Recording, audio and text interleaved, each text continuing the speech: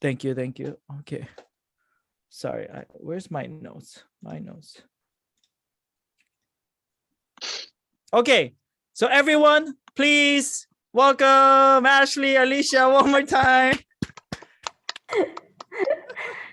Hi. Ashley, Yeah. are you doing okay? How are you doing? Tell me.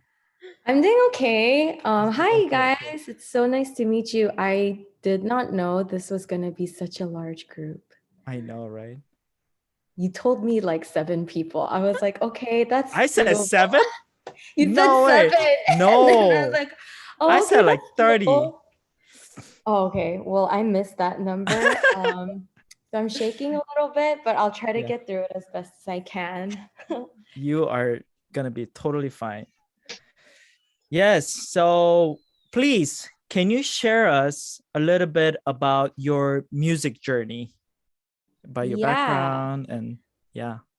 I have zero music background. I actually wanted to go to Berklee School of Music, but plans just never panned out. But basically, I started off, just singing like locally and stuff like that. And I just really had a passion and love for singing. And then when I was in college, I don't know what I was thinking. I auditioned for this South Korean TV audition program and I Yeah. flew to Korea and I did that. But I met some amazing people and actually, like, all the people that I know and that I have relationships with, they're all songwriters and producers now. So Mm. all the K-pop songs that you guys are listening to, like, they're on it. So it's really cool. Everyone is super talented. But after the show, I came back to finish up my studies at UCLA. And then I was like so lost. I didn't know what to do. I didn't know how to get into music. I didn't know anything like that. And what happened was one fateful night, my friend who was driving Uber at the time for to pay bills and stuff, he called me and said that one of his customers works at a label in LA and he decided to share some of my recordings with him in the Uber ride and he asked for my email. So we got connected through my friend, and then I started an internship there. It's called Jumba's music group. Mm-hmm. And after the internship, I decided, I really want to get into my craft a little bit more. So with the little money that I had, I got a mic and I downloaded, the DAWs and stuff like that, all the programs. And then I started practicing on my own. And the same label actually reached out a couple of years later and asked me to start songwriting for K-pop, which felt very big to me because I was, just making music inside my small little room. And all of a sudden, he's saying that, oh, you need to write for these really big K-pop groups that have Mm. millions of views and all these eyes are on them. So it just felt like so much pressure, but at the same time, it made me feel like, okay, I really need to crack down on this now and I cannot fail at that moment. Like right now is the turning point of my life. Either I take it or I don't. And Mm. so I did a lot of research. I did a lot of practicing.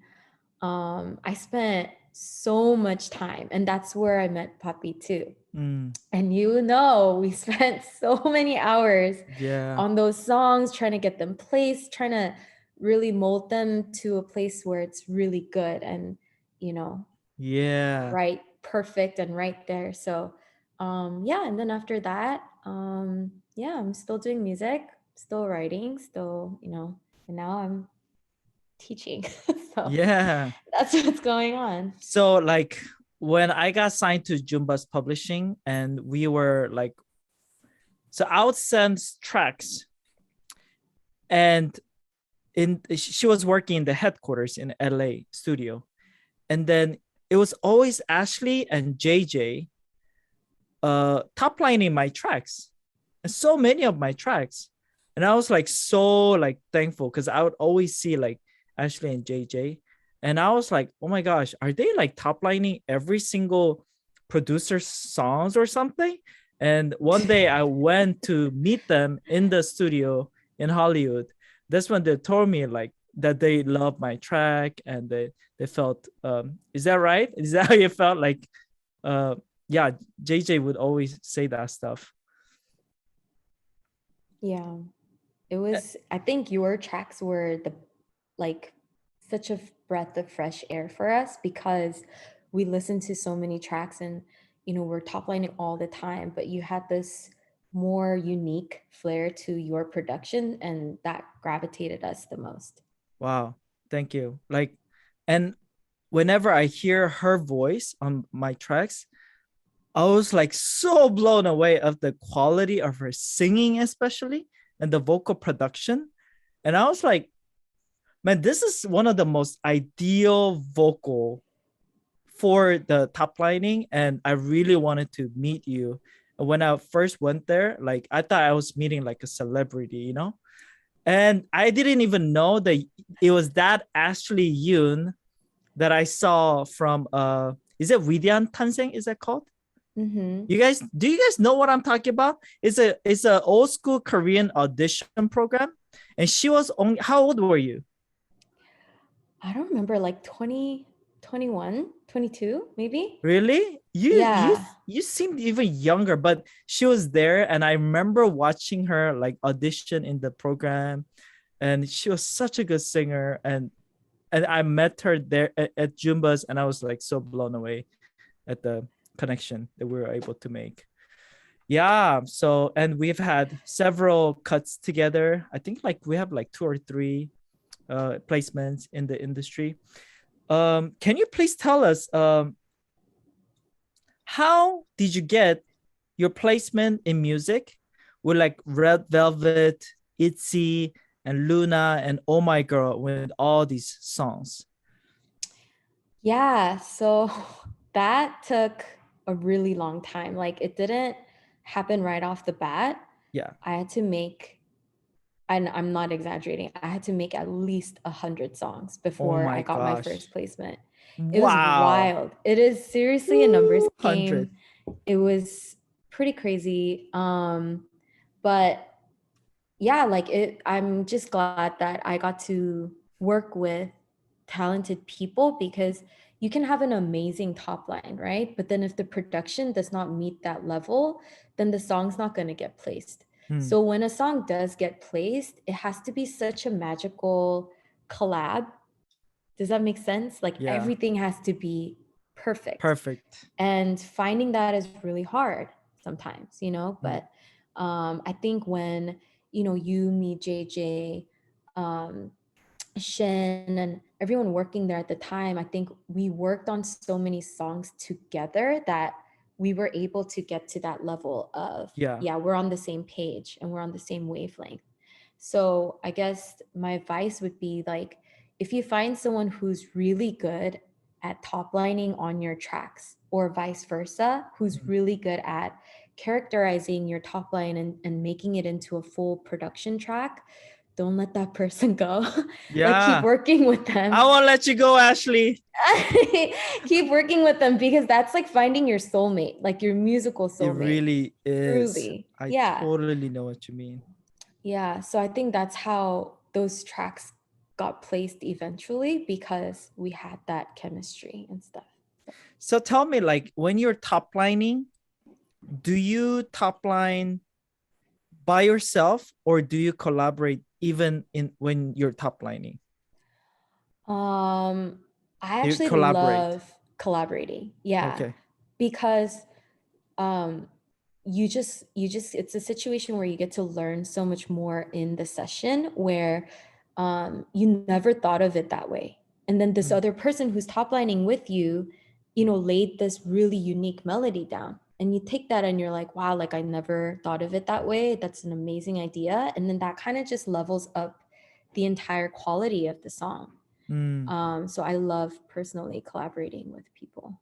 Yeah. mm. Can you share just one example? How did I because they're really interested in the details, okay? Like the Hmm. Itzy song that you wrote. Um, Yeah. you wrote two songs, right? I think I only did. Icy. Icy. Okay. Yeah. How did you write for Icy and how did it get placed? And how did you feel when it happened?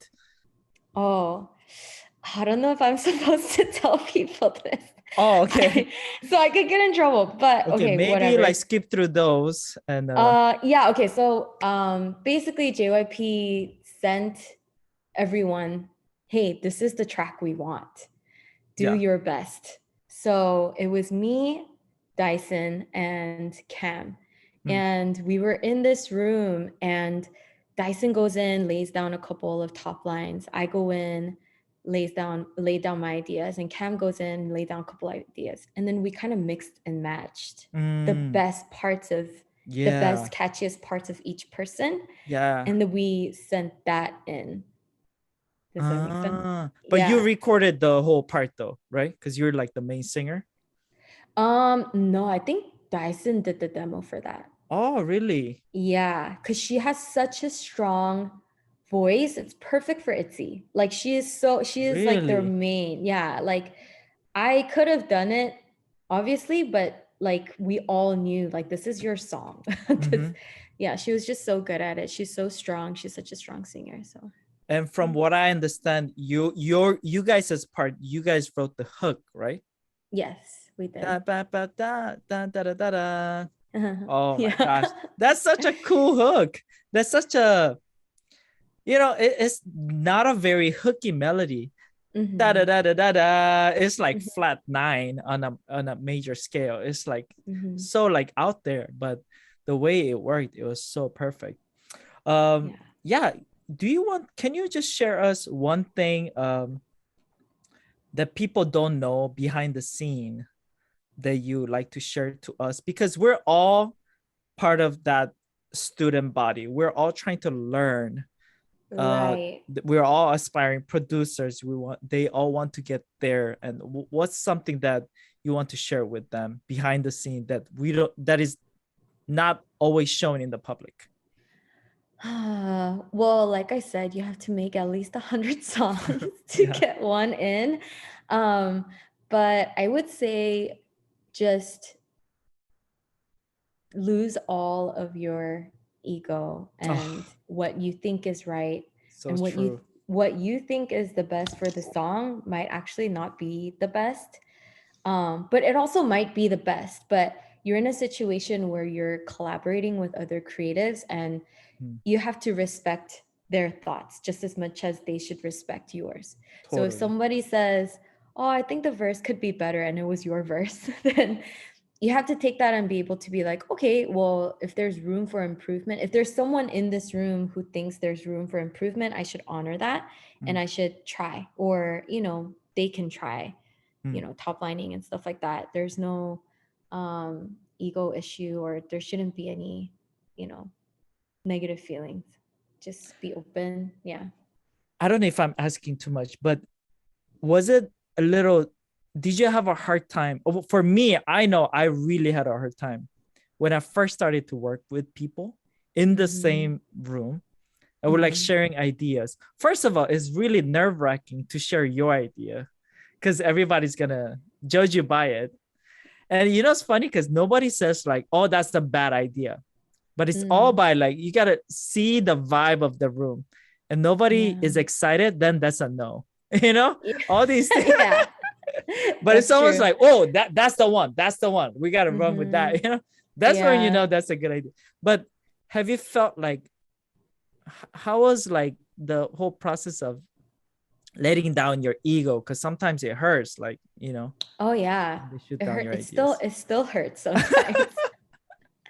It makes you feel like you're not good enough most of the Yeah, time. And by you, totally. I mean me. Like it makes me feel like Mm, I'm not good enough, and I'm letting the producer down, or I'm letting them down because they have this mm, certain expectation when I come in for the session. They're like, okay, Ashley's here, so she's gonna do her thing, but then I can't deliver their perfect idea of the song all the time, right? Like yeah. sometimes I'm gonna miss, sometimes I'm gonna exceed that, but a lot of times I'm going to miss. So I think at first it was really, really hard, and it still is hard to kind of get over it. But always know that you are where you are because you earned your place in that session. That is so So true. so Ooh, don't that's a ever good. feel like you're not good enough or your top line wasn't good enough. It's just their preference. They're just sharing their preference, and that's it. Yeah. Yeah. Wow. That's like words of wisdom right there. Thank you so much for sharing those Yeah. secrets with us. So guys, we're now we're going to have Ashley give a little course about the techniques and stuff about the top line. And thank you, Lily. Lily, oh, can I just share? Today we have our staff members with us, and we have Lily Moon. Can you like raise your hands? Yeah, she's right there. Yeah, she is pretty new. She started working this week. Was it this week or last week? This week, but she's doing like program coordinating and also like admissions. We also have Elijah Compton with us. Yeah, Elijah, my man. He is not only a member of UMC Music Production, but he's also in charge of Discord right now. So if you guys have any questions or anything, you guys can always go to Elijah. And lastly, we have my business partner Timothy Kim. He's taking care of his kids right now, so we have a beautiful photo of him. Is he beautiful? Kind of, maybe. So yeah, he's my friend that we grew up together since the high school years, and yeah, he is taking care of all the business side of UMC Music. So I just wanted to share that. But yes, shall we go to the course, Ashley, and share with us about the top lining? Sure. So I see that Lily shared the PDF with everyone. So does everyone have it with them? Do I need to screen share?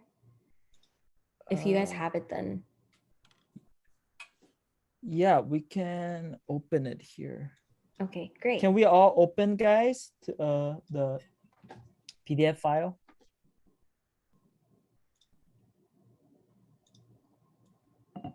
I just got to. Cool. All right. So without further ado, should we begin? Mm-hmm. Okay.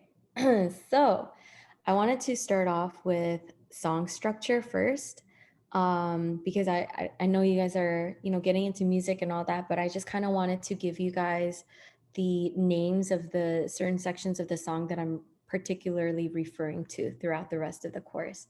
So the intro is obviously the intro. At most, it should be 10 seconds, but also it's also very impactful to go right into the song.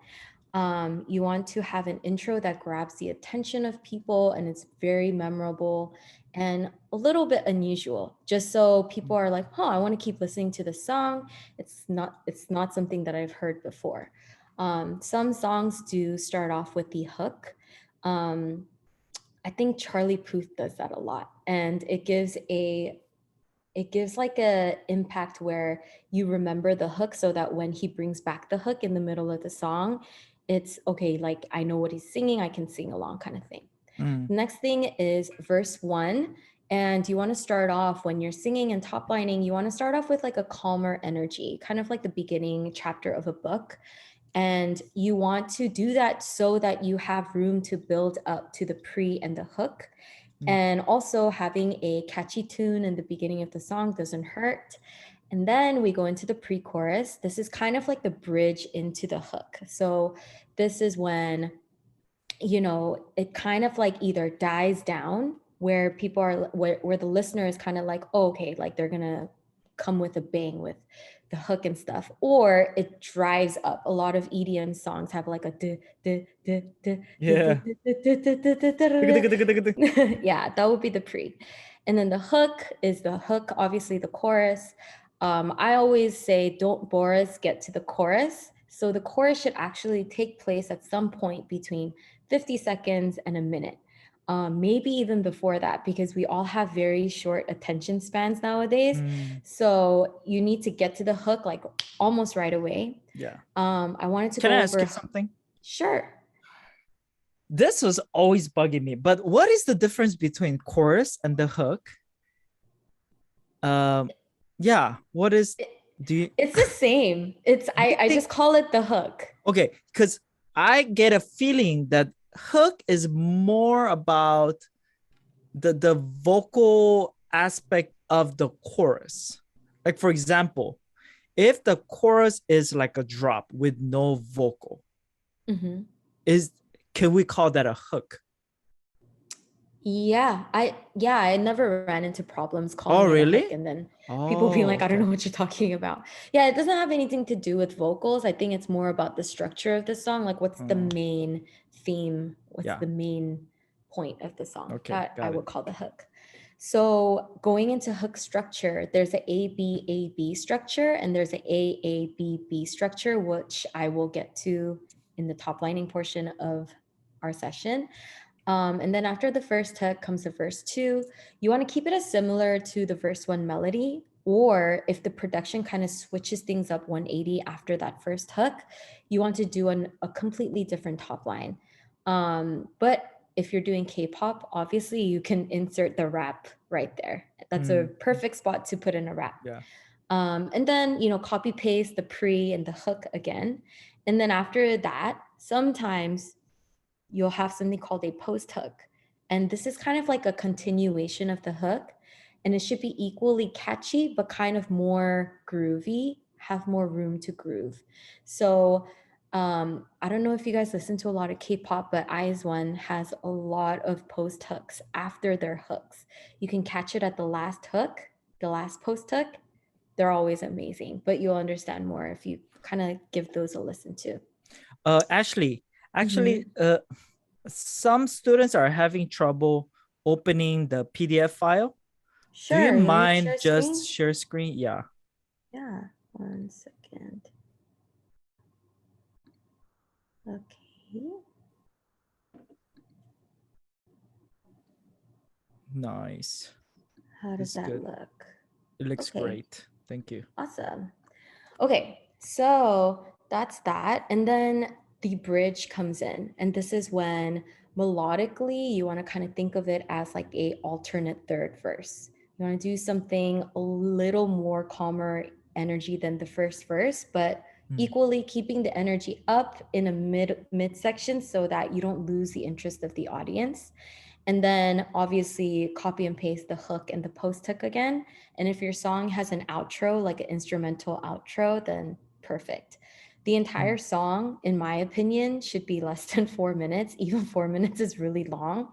Usually I see a lot of songs that are even 2 minutes these days. I know, right? So yeah, it's pretty nuts. But usually, with all of these included, you kind of want to keep it in the 3-4 minute range just so it doesn't feel too short. So this is a mentorship PDF that I give out to my own particular students. So there's a part on here that says homework. Yeah. And usually what I tell people is choose any 5 songs. I listed some examples above that and list out the song structure and the hook structure of each song. So give me timestamps. 0:00 seconds to 0:15 is intro. 0:16 to 0:40 is verse 1, yada, yada, yada. So that's really good practice. And then let's move on to melody structure. So one thing I want to mention is there's no wrong answer with top lining. Let's get that straight.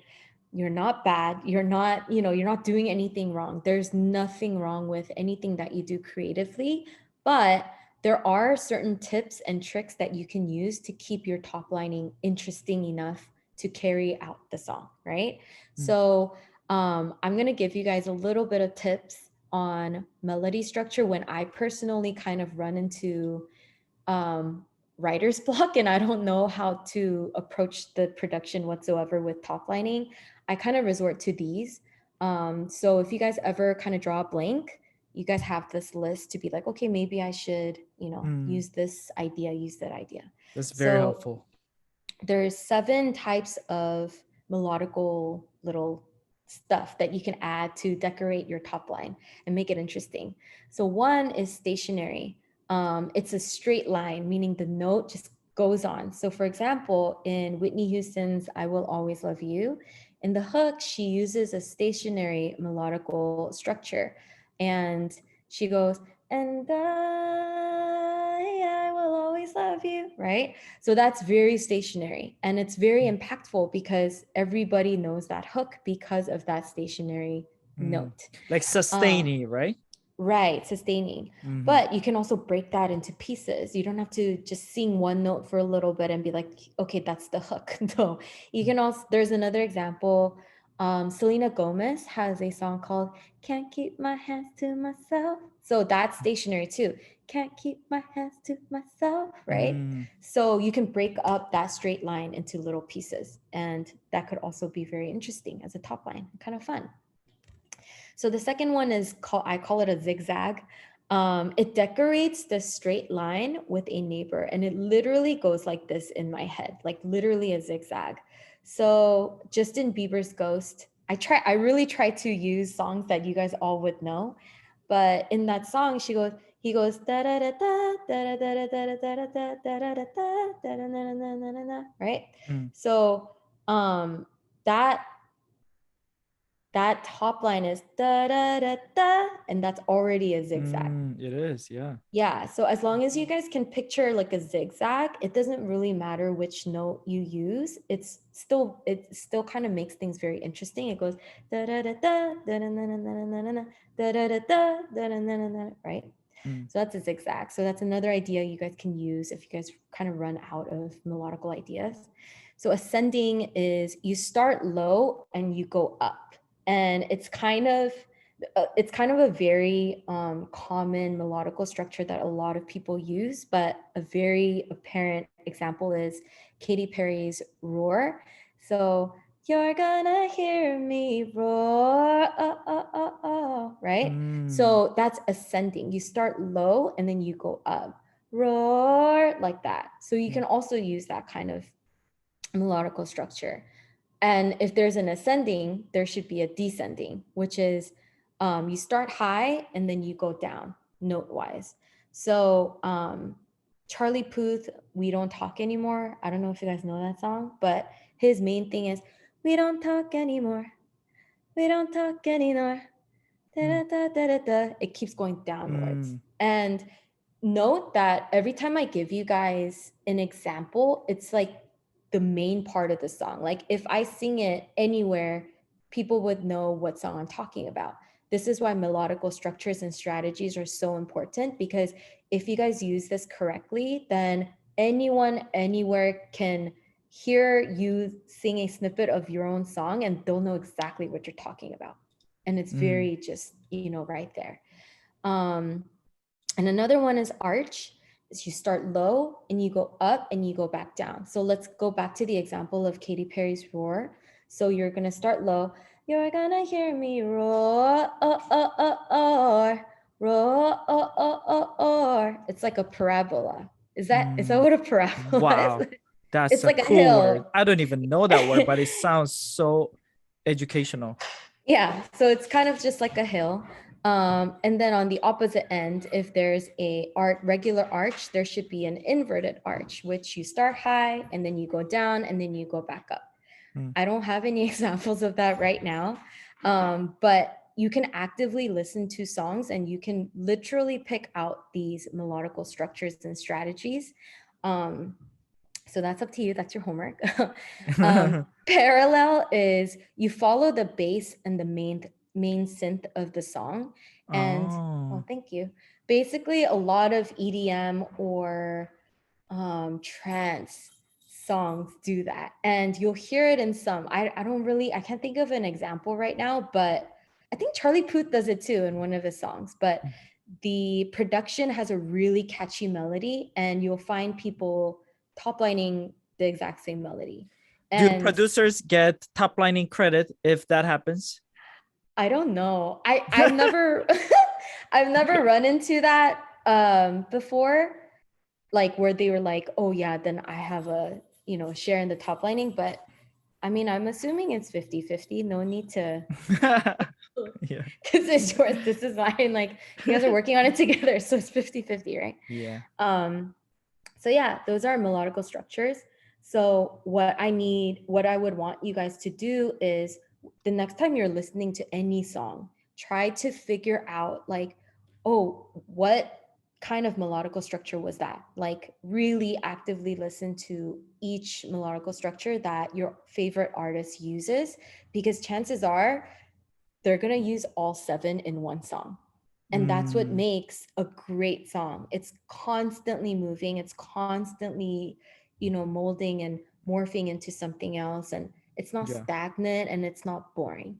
And the Mm. song actually moves. So a lot of pop songs like Ava Max and Lady Gaga, Ariana Grande, you will literally run through all 7 of these melodical structures in their songs, which is Especially great. like Korean K-pop songs would have so much of Absolutely. that because there's just so much switch ups that are happening because there's so many members, right? You have like 9 Yeah. members in a Yeah. song. You have to want to give parts to every person. You want to switch up the Everyone. melody, right? Do you keep Hmm. in mind of those things when you write the top line, like the members, how we have to All the switch it up? time. All Yeah. the time. Well, this was gonna be in my tips and tricks at the end of the video, Oh, but sorry about that. basically, well, no problem. So short side story. So when me and Poppy used to work together at Jumbas and we get a lead, right? We would spend hours just watching all of their music videos, learning who sings what Mm, note can they reach, what's their style, what's this. I think we listened to ITZY's everything, every ITZY song or every Chunga song, I believe, like we listened to their whole record just yeah. to figure out and be really accustomed to what they're capable of, what their sound is, how low their voice goes, et cetera, et cetera. We listened to twice so many times. So many times. Oh I my know their goodness. dances by now too. Oh Like Lord. it's to that point. Yeah. I know. Really You are a really analyzing. good dancer, by the way. Oh, thank you. Yes, I Good used to love exercise. your dances. All right. So writing lyrics. Um, let me know if I'm going too fast, by the No, way, you're guys. you're doing great actually. Okay, Yeah. awesome. So the next part is writing lyrics. Obviously, if you're writing for K-pop, you can just write it in English, and the Korean lyricist is going to change everything into Korean lyrics anyway. But if you write, really good English lyrics anyway, they might even take your concept of the song Yeah. and use that. And That I've happens a heard a couple lot. instances. Yeah, yeah. Right, right. I think I've who is a newer girl group. They came out with a song called Love Dive, and it's really popular. I love that song. And I think the girl who wrote it initially wrote the lyrics as Love Bites or something like that. But they took Mm, that and they took that kind of like I type of like vowel and they changed it to Love Dive. But, anyways, mm, if you guys are writing for your own artistry or your own thing, these are some really key points that you want to keep in mind. And this really helps me kind of make my lyrics make sense, because that's the main thing. If you're producing, you're top lining and stuff like that, now you got to do lyrics. Sometimes you'll find that your lyrics don't make any sense at all mm. because you just have so much going on and you have so much to write about, and it's just all over the place and it doesn't look like a very structured song anymore. So this is what's going to help you kind of crack down and make things very solid so that whoever's listening to your song, they know exactly what you're talking about. It makes sense, but it's also not like so elementary. That is also kind of beautiful, right?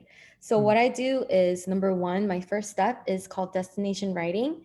And I think of the exact feeling that I want to convey, whether that's I want to travel right now, or I want to, I just broke up with my boyfriend and we had the craziest fight, and that was our last fight ever. Or I'm walking into a party and the last person I want to see is my ex. Like something very specific, right? Of Mm. something that people will resonate with and that equally resonates with you, if not more. So you want to use that as your destination.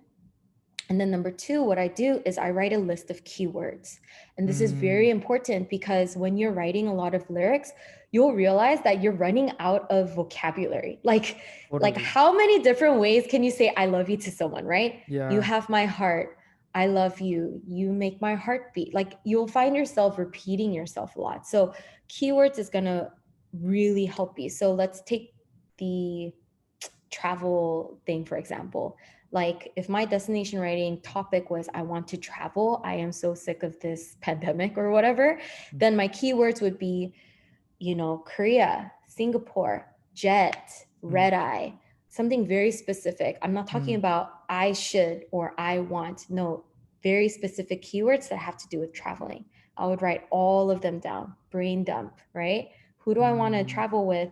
My best friend, my family. Um, you can even say the pilot, and Delta. I don't know, whatever you want. The more specific, the better. And then what I do is I take a look at my keywords and I find the keyword that is good for repetition. So when you write songs, you want to have repetition, especially in your hook, so that it's more catchy. So for example, like, um, if I'm writing about a boy next door, right, that I like or something, then I would probably repeat, boy next door, I'm in love with the boy next door, or something. So my That's a hit.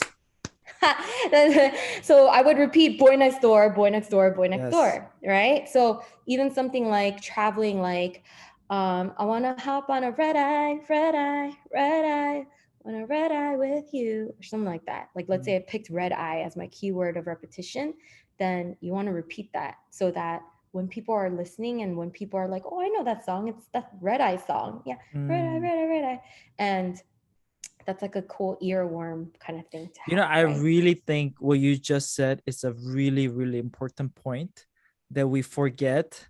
And it's really easy too, just to repeat like a phrase over and over because we tend to do too many things to try to make it different. But a lot of times, what people remember is that one phrase that you keep repeating over and over. And yeah, Right, so much of Korean songs are doing right. that, right? Yeah. And especially if you're going through some emotional toil or whatever, you want to write all your feelings down and then you just end up with a song with too many words and no one remembers it. Yeah. Fakey So, love. Fakey love. right. That's good repetition too. So after I choose the keyword that I want to repeat over and over, I write out my lyrics like from beginning to end according to my top line. And you don't have to be so strict with the syllables. If the word sounds weird based on the top line that you made initially, you can change it. This is your song. Be as flexible as you want. And then I look at my set of words and I do something called colorful substitutions. So something like that would be, for an example, let's say I'm writing about a song where I had my last fight with my guy, right? And if I look at my initial first draft of lyrics, just brain dumping everything, I wrote something like, "You walked out the door and never turned back," right? But I miss you. But then that's not colorful enough, in my opinion. And you want to change that into and substitute that into something more colorful so that the person listening to it can really feel deep down like how you were feeling. So something like that you can change to like, um, your words hang like knives in the air. And Whoa. I could still feel the sharp pain of your words, the last words you've ever said to me, something like that. And that's so much more colorful because it's like, oh, I felt the knife, like I felt the pain because someone in my life said something so painful to me. It did feel like knives. So like, I know what this person's talking about. So something like that, you want to keep, revising lyrics. And the magic thing about lyrics as opposed to top lining is that the more you edit your lyrics, the better it will get. Top lining, different story, because Yeah. I'll get to that later. But lyrics, you can always make it better and better and better. So try to put more colorful substitutions, really tap into your five senses. And then the internal external phrases. So this is also part of colorful substitutions, but I would look at my draft and I would mix both what's going on inside my heart and also what's going on around me. So going back to the example, I would definitely include internal phrases like, I feel like the walls of my heart are burning and breaking down, and no one is there to hold them up for me anymore. That's an internal phrase, right? Very deep. External would be like, and then I turn around and I could still see the shape of your head on your pillow next to mine. That's like very external, and but it's also kind of tapping into how you're feeling internally. So that's another example of substituting a lot of generic kind of lyrics in your set, right? And then you have your set of lyrics. Ta-da! Some rules that I like to stick by is two things. Primary stress on syllables. Try not to, when you're singing something, try not to make your syllables sound awkward. I think some people do that, and I'm like, oh, I wish they just added another syllable so it just kind of has that closure. Oh, But yeah. yeah, you want to keep it as comfortable for your listener as possible. So, preserve the natural shape of the English language or the Korean language or Japanese language, whatever you're singing in. And don't forget to rhyme. I am begging you, please always try your best to rhyme, because again, when you're having somebody listen to your song, you want it to feel easy for them to listen to. You don't want them to be distracted and be like, oh, why didn't they say mine instead of, love there or something like that? It would have rhymed so much better. Like, you don't want people having to focus on that rather than your finished product, right? So those are the two main rules for me. My homework is country songs. They're so good at lyrical writing. It's insane. They're on another level. They're so witty, and they just think about it so well. Their topics, and really try and analyze the lyrics that they write on their songs. And it's easy because country songs are really easy to listen to, and the lyrics are amazing. So you guys are going to have a really good time. Can I ask you something? Yeah. Because we're writing like K-pop demo top line Mm-hmm. lyrics, right? Mm-hmm. How important is, I know the hook and the title is super important, right? Mm-hmm. What about like the verses and like the pre-chorus and the bridge, other sections? How important is the lyrics aspect? In my personal opinion, 100% doesn't matter. 100% doesn't matter. 100% doesn't matter. As long as you're rhyming and you have a concept, like a Right. general concept, like you don't have to spend hours and days fixing your lyrics Right. as you would do on your own stuff. But Because what they're going about to the chorus? the chorus you should pay a little more attention to, because that's where your concept comes to life. Yeah. So if you're, if you're talking about something very specific, then that might be your choice to repeat that keyword in the hook to make it catchy. Yeah, and another interesting point, I was always teaching this part, but I wanted to ask you too, but like because you can speak both Korean and English. And Mm-hmm. you sometimes write Korean songs with Korean lyrics. Mm-hmm. What is the better way to go? To sing it in Korean or in English for your K-pop demos? Um, Honestly, I feel like it doesn't really matter, but to me, personal preference is English. It Yeah. just sounds good. And like, I don't know. Yeah, it's And easier to convey. I don't know. yeah, and most of the songs that are being presented in the labels are English songs. Yes, They're yes. like, I don't know. I would say like probably 80-90%.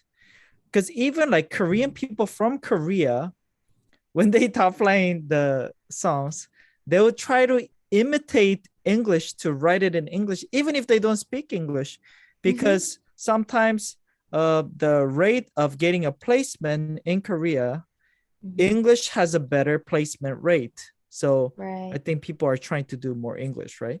Yeah. I yeah, I agree. sometimes I would get emails asking to demo certain songs for Korean producers in Korea, and they always ask for English. They Oh, never ask me to write it in Korean. right, They right, don't right. even give me like Korean lyrics to sing. They just say, "Can you write the English lyrics?" Because it Mm, doesn't matter. And then, you know, yeah. so yeah. Cool. And then, so, okay, let's move on to vocal production. So now you have your top line, you have your lyrics, and now you're going to make it sound very professional and very cool, right?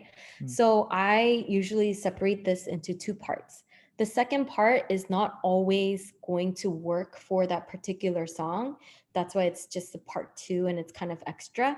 But the main thing is harmonies. And mm. what you want to do is basically, I don't know if you guys know how to make harmonies. I didn't know how to make harmonies. I had to learn on What? my own. Really? Yeah.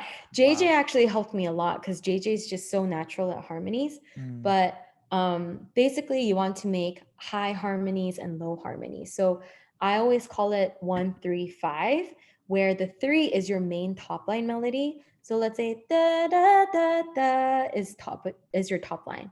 Then I would go on the lower one and da da da da da, right? That would be the low harmony. And then the high 5 would be da da da da. And then you wow, that put was that all perfect together. paro actually. You put that all together and then you have 1, 3, 5. Yeah, And what that does, it kind of just like thickens up yeah, the sound and it takes your top line and your recording from a 5 to a 10 if done correctly. yeah. And that's that's one of the many vocal productions like tips that you can add. But what I love personally is adding doubles, and this is what you do when you sing a part of the top line two more times. So you have your top line melody, let's say, I don't know, uh, and I will always love you, right? That's your top line melody. I would sing that same line two more times. Mm, And I would always love you, and I would always love you. And what's important for this is you have to sing it exactly the way you sang it in the main top line melody, or else it's going to sound so messy. I was yeah, going to say dirty, but messy. And yeah, then it's just not going to give the same effect that you want it to. Like you want it to sound thick and you want it to sound like you have background singers. But yeah. if you kind of do it all over the place and if you're not on key, if you're not synced up on the syllables, then you're losing the point. And then what you're going to do with those is you're going to pan them. You have your top line melody as the center, and then the first one you're going to pan it all the way to the left ear, and the second take you're going to pan it all the way to the right ear. So now you have left, middle, right, and that's how you're going to get that surround sound vibe, right? Do you ever double more than two times?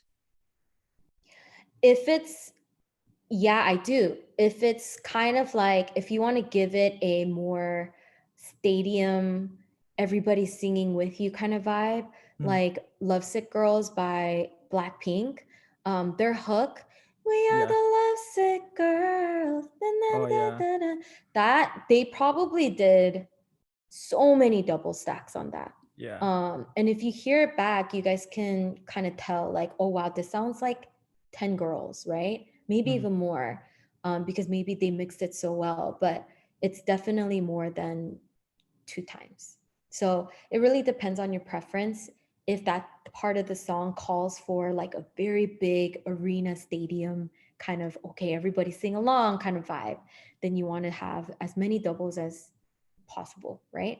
But usually what I do is for doubles, I only double the hook because you want the hook to stand out. So if you double the hook, then immediately whoever's listening to it is like, oh, this is the hook because it's doubled. And, I can already sonically hear the change. Um, Another vocal production tip I have is whisper takes. So this is kind of like a secret that I used. So mm, basically, if you want to kind of make your vocals sound really wispy and just sultry and really nice, I put a whispered take in there. I do the same thing. I whisper it twice. I pan one to the left, I pan one to the right, and really kind of lowering the volume on both sides makes your vocals sound so much more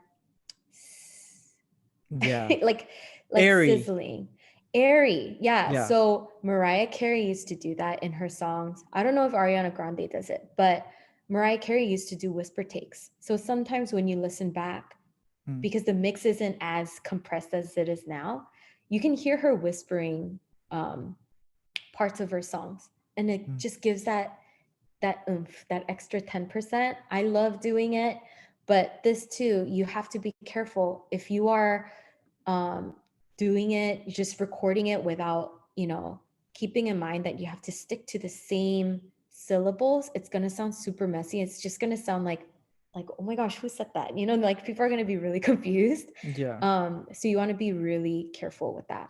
Question: when you do whisper takes, do you do the whole hook, let's say, or where do you do it? The hook, usually no, because the production is so overpowering in the hook usually. I usually do it in the verses and the bridge. And do you do that like in the whole section, or do you do it here and there? The whole section. Oh, and do you Yeah. do twice, like left and right? Left and right. Oh, okay. Yeah. Oh, yeah. that's a good idea. That's Snoop Dogg that's does my that too. secret. Snoop Dogg does that. Oh yeah. He does. He does. Yeah, I mixed one of his track. Well, he wrote he rapped on my track, but I received bunch of his vocal stacks, and he would do nah nah nah. He's just always in the bag. The little. You sound like him. Yeah. While we're on whisper tracks, whisper takes, sorry, I also do this thing where I like to add whisper ad libs. So like let's say like after, like I don't know, like sometimes when my top line kind of takes a break and then the production comes in, I kind of do like a or like, something like that. And it's so subtle, like that tip is so subtle, because when you listen to something, you're only listening to the vocals, right? But if you add like a little bit of whisper ad libs, like or like and stuff like that, it just adds that the detail. Yeah, it's really nice. Yeah. So the last portion is vocal production part 2, and I call this filling in the blanks. So again, when I said there's sometimes in my top line, like I would say da da da da da da da da da da, right? You hear the snaps. So there's like 4 counts of nothingness. Like I'm not singing for 4 counts. So usually I can fill in the blanks so that it's not so empty. And this all goes into vocal production. So for example, I would go, the top line would be da da da da da, and in the vocal production it would be ah oh da da da da da ah oh, to kind of like glue the top lining all together. So that's kind of just filling in the blanks. You guys can do whatever you want with that. It's really fun to do because it's the ceiling is not the sky is, what is that? Sorry. Sky's the limit. The sky's the limit. Yeah. Like you guys can literally do anything creatively in filling in the blanks. And you can also add textured harmony. So even stuff like ha, ha, ha, ha, ha, ha, that kind of like adds texture to your top line because it's supporting in this textured harmony line underneath it. And it just makes it sound so much more interesting. And yeah, you guys can literally just kind of do whatever you want with the vocal production. You guys can even do oohs and ahs and all that stuff. There's really no rules regarding vocal production, which is why it's my favorite part. The only thing is, if you're just a top liner or if you're just a singer singing like a demo and stuff like that, sometimes your vocal production mix could sound crazy because sometimes you'll hear like like way too loud in the background when it was supposed to be way in the back and all that stuff. So what I do, and this is so just me, don't make fun of me, I play it on my earphones and I don't listen to them. I kind of set them on the side and I play the entire song, and whatever sticks out from my Oh, earphones, I lower the dB. Does that make sense? yeah, that's very interesting. Yeah. So, and then usually when I put my earphones back on or my headphones back on, it's mixed. It's good Yeah, for what it is. yeah. Nothing's really standing out. So that's why I call it the earphone rule. And I make sure to kind of just do that so that it's easy on the ears when you're listening to it in the car or whatever. Um, what I did to get my vocal production to stand out a lot and to really understand how to make vocal production really amplify the song rather than take away too much of it is I listened to a lot of songs and I re-recorded the vocal production by ear. So something like that would be, I don't know, you can listen to any pop song, like Dua Lipa is a good example. You could hear sometimes she does harmonies and sometimes she does doubles and sometimes she sings it on a completely lower octave or she whispers. I would literally just practice that and record my own version of the same song and Mm, compare the two.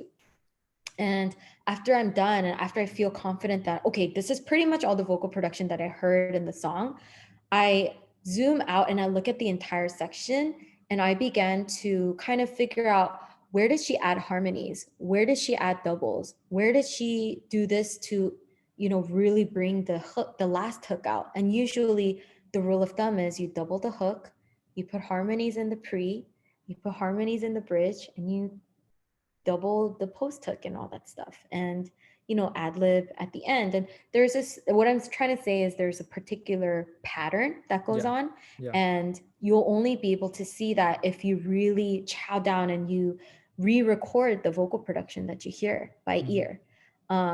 I did Positions by Ariana Grande, and I think I spent like 3 days trying to listen for Wow. all the hidden vocals in the background for the sake of, okay, like this is gonna make me a better vocal producer, right? Like I Mm. hope. Um, so Positions was really hard. I heard she has like 200 something vocal tracks Oh my on her gosh. songs. Yeah, and She they're did all it just all herself? mixed. Yeah, Huh. I Like, think so. back in the days, people, I mean, they still do that a little bit, but K-pop people would get other people to do the background vocals, Yeah, you know? yeah. But I feel like these days, artists are the ones who are doing most of the background vocals, huh? Yes and no. I think in America, it's very obvious that they use the artists and they have the artists do all the vocal production. But if I'm being completely honest, in K-pop, that's not always the case. Mm. I've heard of situations where they have the idols like sing all the harmonies and stuff like that, which is great in my opinion. But I get asked to sing a lot of background vocals for a lot of K-pop idols. So I'm actually in the background and I'm doing the vocal production for them. Oh, what are some of the Yeah. songs that you did background vocals for? Um, I am doing Stacy's next album right now, Mhm. because a really good friend asked me, and I was like, okay, fine, whatever. I'll do it. It's a lot of pressure though, you know. I did Yena's song, her Mm. debut single. I did Yuri's song recently. I Wow, you did did quite a Rocket bit. Punch. Yeah, yeah. It's fun though. But it's tricky. It's fun, but it's tricky because like I said, you have to do it, you have to sing it exactly the way they sing They it say it with exactly. Yeah. their pronunciation, their own way of singing things, and you have to match their voice. So I don't sing Wow. like this. I have to sing like them, Mm, so that it sounds as cohesive as possible. But it does help me a lot. It does me like I learn a lot every session, which is my takeaway that I love. So yeah, yeah. I just genuinely really like doing it. It's really fun for me. Yeah. So I wanted to close everything out by giving you guys some top lining practice tips.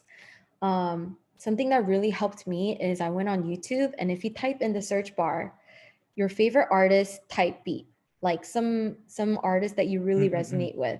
So Ariana Grande type beat, Madison Beer type beat, Chainsmokers type beat, Mm. Zed type beat. You'll get all of these beats and they're really good. They're Yeah. really good product. Like I'm really surprised. And I pick my favorite beats and I just kind of practice my top lining on them. And So I really don't, great. I personally don't really know how licensing and all that works. So I never used their song for my own thing, but it's really good to practice. And I think I did so many when I was starting out, and I still do it just because it's really fun for me. Um, but yeah, I get a lot of those beats and I just top line a lot. And you'll be really surprised where your voice can go and what, like, you'll sing something, you'll be like, oh my gosh, that's fire. And then, you would be like, okay, let's build off of that, and you'll have a really good time. Mm, So that's what I did. Choose a beat and just run with it. mm, And usually the first couple takes is probably the best. And funny side story, like when I got cuts with Red Velvet or like Luna or whatever, sometimes they would be like, hey, we really love the song, we want to take it, but can you give us another hook or another bridge?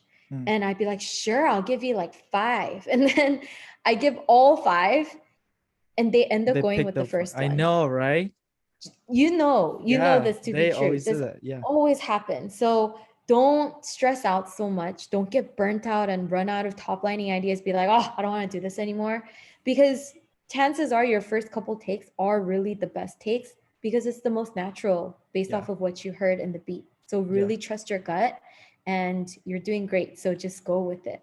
Yeah. And you Um, always have to record yourself, especially in the beginning, because yeah. those might be the best ones that you would come up with, and you Right, might right, lose it. right. Yeah. And especially another main thing is if you're top lining for K-pop, make sure you research the artists, their past releases, their whole repertoire. We mentioned it before, that it's really important to do so. Um, so yeah, just research, active listening, practicing, doing everything you can to get better and better and better. Mm. You will never run out of ideas. I promise you that. Like if you just keep practicing, these are one of the things where you just keep getting better and better and better. So yeah, that's pretty much it. Yay. That was so good, Ashley. You touched up on a lot of really, really good tips, and it's like practical stuff. But I think to me, because I'm so bad with lyrics, I think your tips with lyrical ideas were like really good. Thank you so much for sharing. As I was doing this, I just thought to myself that probably a lot of you guys are also kind of questioning, why are we doing like a top lining session when most of us, like probably 80% of us, are mainly more producers than top liners?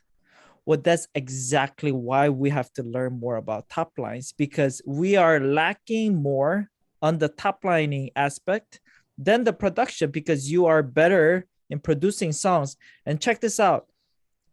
Half of the, when you look into a song, like Ashley know Ashley and I, we know this, but usually producer and top liner, we split 50-50. You know why? Because it's that important. The top lining aspect is that important. Like sometimes I come up with like a really cool track that is super awesome, super good. I'm like, this is gonna get a placement. But after the top lining, it's like, oh shoot, I'm not gonna get a placement with this song. This is not Oh, good enough. But sometimes I have a track that is like kind of like whatever and is not as good, but this top liner puts like, wow, like takes the production level all the way to like to 100% after the top lining, because the top lining is so good. But if we as producers, if we don't have the experience, the knowledge to know what a good top lining is, and if we are not able to do any top line at all, that's actually a big problem, because you producers are not just beat makers, but producers are the ones who are putting the whole song together, and you need to know and have knowledge and experience in the top lining. Does that make sense, Ashley?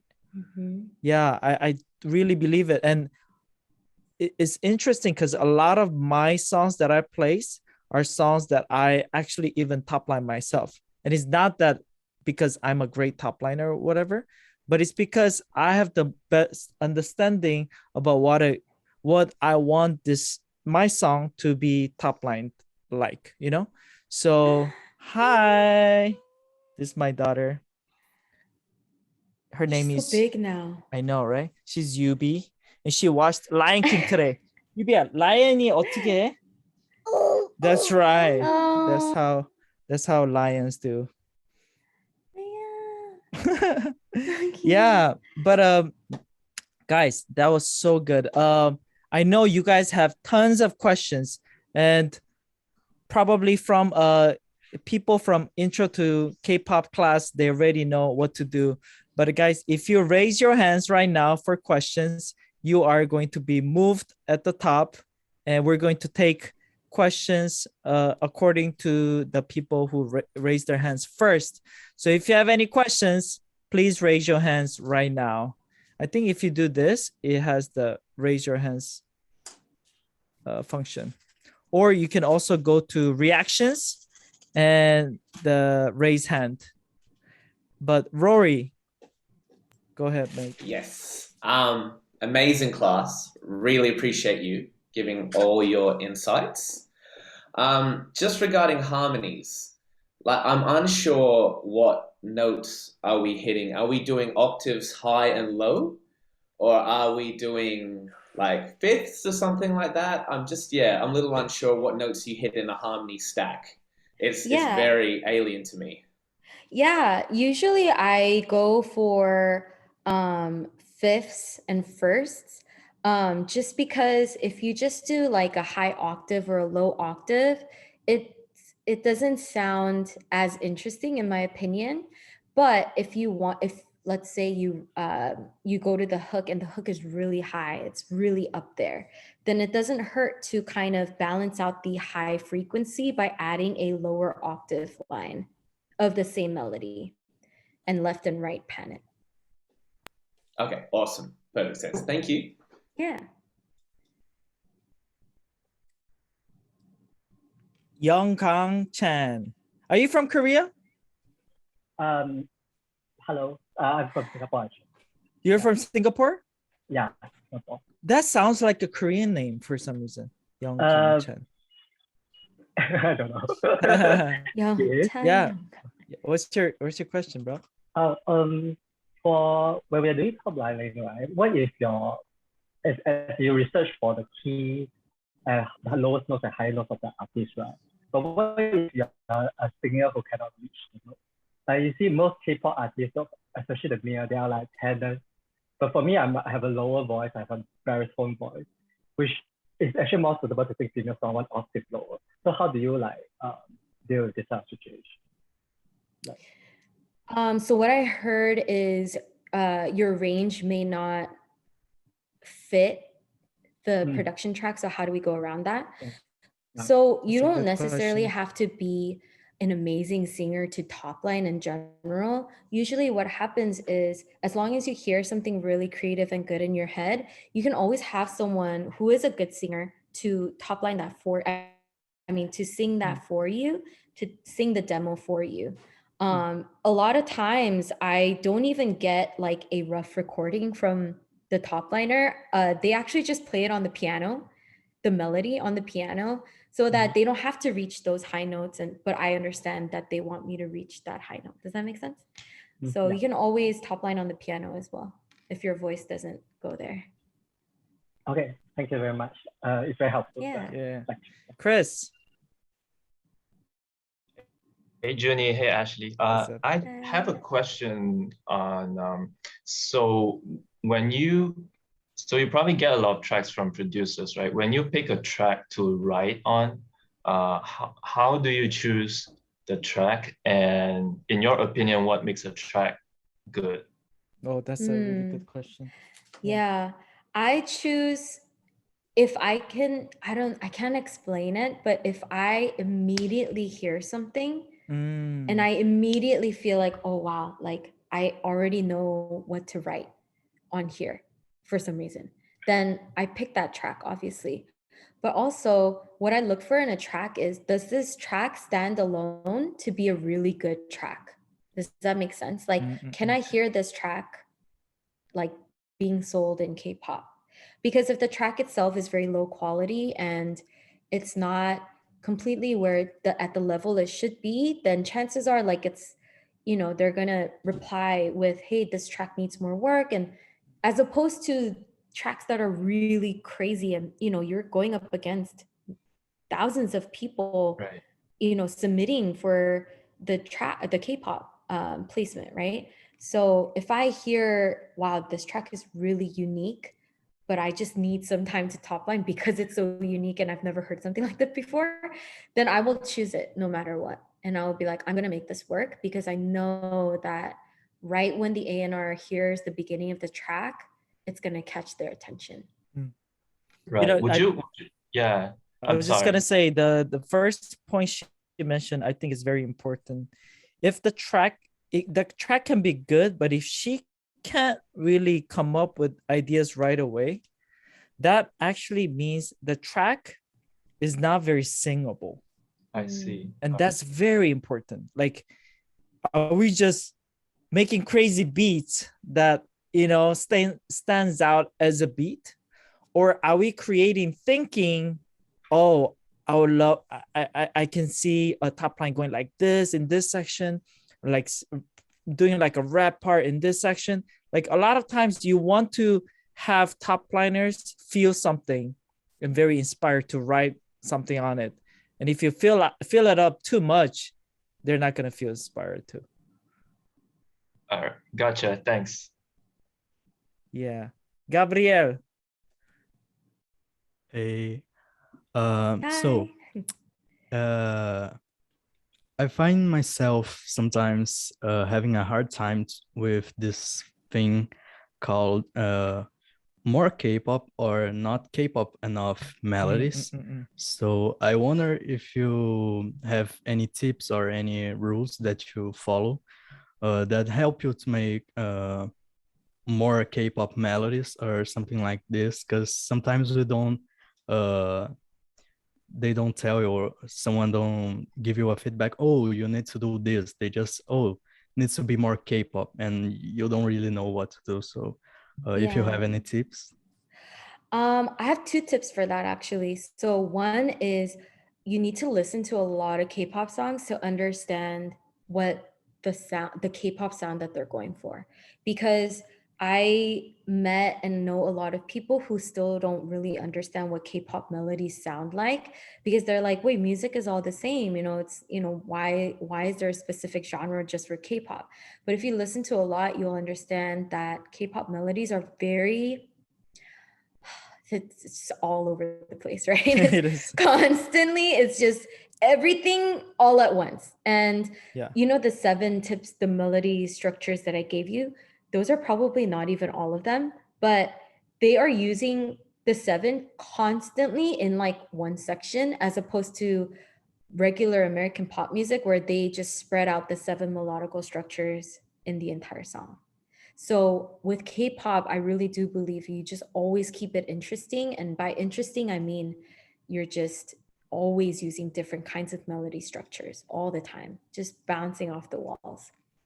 No, it doesn't get boring or stagnant or kind of just like that for a little bit. It's always just everywhere. And you know, worst comes to worst, put a rap in, you know. Yeah. Rita. Oh. Hello. Hi, Rita. Hi. I have a question. For K-pop, do you do differently for solo and groups? I feel like solo artist songs don't repeat that much. Is that true in your like in your head? Yeah. For solo, so my guess is let's take Chungha, for example. She's a solo artist. She's dancing the whole time. So you have to keep in mind that they're not going to choose a song that's too hard to sing and dance at the same time. Ooh, that's a really good point. Yeah, as opposed to a girl group, they're sharing tiny parts. So it's okay if the song is very kind of just all over the place and very high energy, because they're young too. So they're very fit, they can sing and dance at the same time, and they're only singing a couple of lines per part, right? So to answer your question, like it all comes down to research. Like, is this person capable of doing all that, or are they not, because they're just dancing so much and their main point, their main theme is dance or something like that. So I would definitely keep that in mind. But when I am writing for groups, I really do amp up the craziness, because I have to cater to all the different kinds of personalities. I feel like a lot of girl groups, like, they're all so different, and I feel like these labels do that on purpose to keep the group interesting. They're not 5 girls who are the same personality type, right? You want to give parts of the song that are perfect for each person, and that's where the research comes in. I hope that answers your question.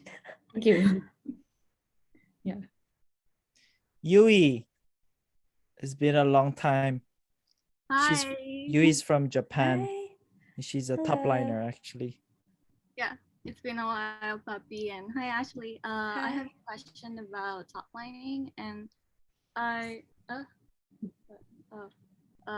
think it's for the preference, but do you usually write from the chorus, or do you write from the start, from the ending? You play that through the song, or?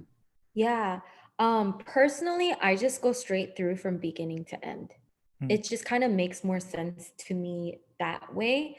But sometimes I'll sing the verse and the pre and then hook and stuff like that, and I'm like, oh, wait, rewind the hook, because I really totally lost that one. Then I would just loop the hook, and I would constantly record different ideas. And then I would kind of comp the best takes of each take, and then usually put them all together, and then that's your K-pop melody right there. Yeah. So I just go in order and then revisit the weaker portions. Yeah. Thank you. Yeah. Jeff. Hi, Ashley. I just want to say first, thank you for all the awesome advice. I really love the colorful substitution stuff. That's going to be super useful. He's from Roland Heights. Yeah. You guys live pretty close. Cool. Oh, yeah. Super close. But yeah, my question is, what's your recommendation, for a best way for, producers to work with top liners in terms of, idea generation and feedback? And I feel like there's a dynamic there that, has to be done well, because it's kind of 2 different roles, but at the same time, there's so much overlap. So just wondering if you have any recommendations for that. Well, preserve the peace for sure. I would say, as a producer, if you had a different hook in mind, and the top liner is kind of just going this way when you already had in mind of this, then you can always be like, hey, I was thinking a little more energy for the hook. Let's try something like that. Or, actually the hook, I was thinking of doing an anti-drop or something like that. What do you think? I think it's all about more collaboration instead of this is wrong, this is right. And if you're working with a good top liner who, obviously knows what they're doing and, knows what the song calls for, they shouldn't have any problem exploring those ideas with you. I think the best songs come from really good collaborations where no one feels like they're being stepped on, and no one feels like they're at somebody else's beck and call kind of thing, where it's more like a collaborative project. But I definitely think it's important for you as the producer of the song to voice your concerns, or voice what you had in mind for the song initially. So yeah. Got it. Thank you so much, Ashley. Yeah. Michael. Yeah, thanks for that class. I thought it was very helpful as well. My question is, how would you go about top lining like a rap section? A rap section. Yes, Oh my or gosh. tips for Okay, writing so raps. so I don't really Please rap that demonstrate. well. Please I don't demonstrate. I didn't start off rapping that well. So like all the rap parts, I would just leave it blank and I You're would just actually a really good do rapper. it. I love your That raps took in a the lot of tracks. practice though. Yeah. And that took a lot of listening. And I would say with top lining, I would listen to a lot of K-pop stuff. But for raps, I would listen to a lot of American stuff because it's so straightforward and it's so good. It just hits the beat. When I tell you, I went through Nicki Minaj's entire album and I like literally pulled up the lyrics and I was like really trying to understand the new, like, you know, just everything. And I practiced Nicki Minaj and Cardi B's raps at home alone, like just trying to get it down. Wow. The vocal tone, the stretching of the words, like, you know, because rap doesn't have to be da da da da da da da da da da da da da da. You know, it could be da da da da da da da da da da da da or something like that. It's like it's also kind of like top lining in a way where you can get very creative. So I would just again research a lot and practice on what the newer, you know, the young hip people are rapping and stuff like that. You know, I do want to add when it comes to rapping, like it's when I run out of ideas, I do go to similar song that has a rap. And I actually like in some parts I like copy it, but I like twist it around a little bit. Like you can twist the notes, you can twist the pitch, you can twist the rhythm, you know, but keeping a similar motif as a hit song that has a rap totally works. And it's okay to do that for the most part, but don't quote me on that. Would you still start with just the rhythm and then do the lyrics? Or I feel like the lyrics or like the syllables of the words for rap kind of has more of an impact or like plays a role there. And sometimes like when I've attempted, I guess, I feel like I have to kind of, it's very hard for me if I've made the rhythm before to like find the lyrics that match it exactly, I guess. Yeah, you're absolutely right. There's so many times where I write the lyrics out first and then I just kind of rap them accordingly. You're right about that. It's actually the other way around. Or the other way around works too, right? Yeah. With the melody first, but yeah. It's harder though because you have to like think of all these syllables and stuff and, you know, that's match true. it accordingly. That's what I true. did with a lot of our older demos is I just wrote it out and I just rapped them. And it weirdly works. Yeah. Okay, thank you. Michael, I would love to hear your rap. He's a really good producer. Fire, my man. Sergio. Hi, Papi. Oh, sorry. Before we go, it's 8:30 already.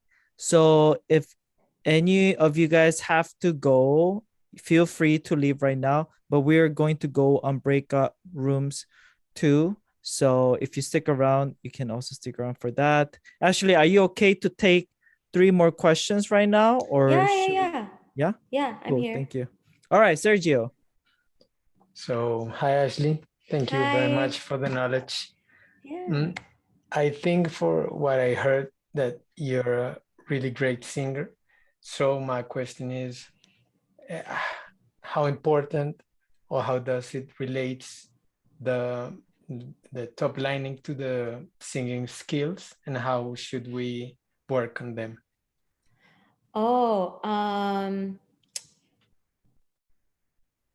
I think if you're working on a top line, and let me know if I'm answering the wrong question. So I think if you're working on a top line and you're not a strong singer, my advice is get a strong singer to do your song justice. Yeah. Because you can have an amazing top line, but if your singing is kind of just, you know, it's not doing it justice, then the A&R who's listening to it, they're not going to understand like the vibe you're going for and everything. Is that answering your question? Yes, it is. Yeah. Thank you. So I would definitely go for a really good singer to bring it all together for you. Yeah. Great. I agree. Like if your production is like 80, but your singing is at 40, yeah, in like few years, your singing might get to 80, but like you need it now. And you can't sing at a 40 right now. So it is good to get a good singer on it. Mhm. Plus you need more people and network more good stuff. Yeah. Daisy. Hello. Okay, sorry. I'm gonna preface my question with, first a thank you for your, Ashley, for being so generous with your knowledge and your time, and also that I'm very much a beginner. So that's gonna show in this question. I noticed that over the course of your workshop of the masterclass, you mentioned, for example, in one case, you said it would be good to listen to country music because they're very, very good with their lyrics. And then later, when you were talking about rap, you mentioned it'd be good to listen to American music, or at least that is what you did. This kind of advice, I think it's really helpful, but as a beginner, I get a little bit confused about, let's say, when I'm listening within the broad area of American music, should I be following my interests and what I personally like? Or are there specifically, let's say, if you're trying to learn to produce for K-pop, are there specific artists that you recommend? Or is there I don't want to say set formula, but kind of things that you should be trying to look out for and listen to? I think it depends on what you're going, or well, are you trying to write for K-pop eventually? Is that your goal? I really enjoy listening to K-pop, so I think that's where I'd like to steer myself towards. I don't see myself being able to write for anyone anytime soon. Oh, there's a yeah. goal. I honestly think that you should listen to whatever really inspires you, at least in the beginning, because if you make it out to be something like, oh, I need to learn this and I need to learn that, and you're listening to songs that you don't even like, then that's not even enjoyable. And I don't think that's going to be as effective as opposed to you listening to someone that you really enjoy listening to. And, it just like, it comes easier on your ears and you understand them, and just enjoyment is my main thing. And if that's K-pop for you, then I think you should listen to K-pop, whether that's K-pop R&B or dance K-pop or rap in K-pop or anything like that. I think everything has a piece of information that you can take away, as long as you're actively listening for melodical structures and lyrics and stuff like that. Thank you so much. All right. Okay, I'm having a hard time reading that. Sing Tao drums. Hi, I'm Xin Tao. Xin Tao. Hello. And thanks for great lessons. And I wanted to ask two questions. And one is, I was curious about your writing songs with several top liners. And I want to ask that, is it popular with you guys? And like, when or how did you get that opportunity? And second is, I want to ask you that when you send the vocal data to producers, do you produce your vocal wabs like EQ or compress by yourself, or you just send it by raw? I'll answer that one first. Usually 100% of the, not usually 100% of the time I send dry vocals so that they can do whatever they want with it, because I can have an ad lib in there, and if they hear that and they're like, oh, I want this to be like echoing in the background, that's how I hear it producer wise, then it would help that they have the dry vocal stem so that they can do whatever they want with it. So almost all the time I send dry. For the first question, 100% you should go with collaborating all the time. Like you'll learn so much that you just couldn't have been able to learn yourself. And it's so much more fun, and it's so much quicker, and you Uh-huh. guys get to have lunch or dinner after and get to know each other. And then Wow. not only you guys like share top line knowledge, but like you guys share industry knowledge too, like during the session. So it's always really good to have really good people around you. Like, hey, like, oh, how'd you get this placement? Who do you know? And I know this person, let me connect you. And you know, everyone's family. So yeah, collaborate as much as you can for sure. It's How very many popular top thing to do. liners that usually two top liners or three or I feel like anything other than 3 total is a little too much. So 2 to 3 would be, yeah, would be good.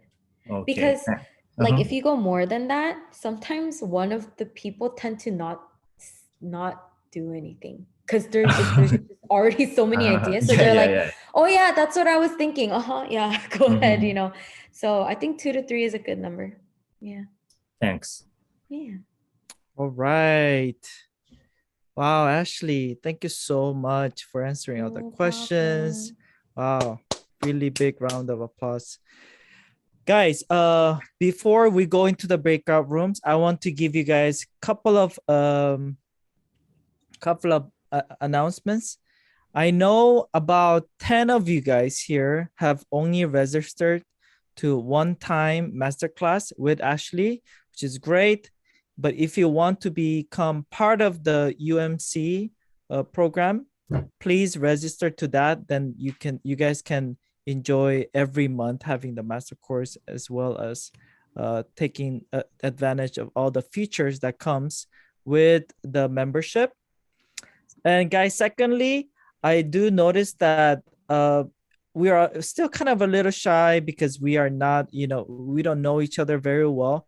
But guys, in our Discord, there's so many features that you guys can utilize more, such as you guys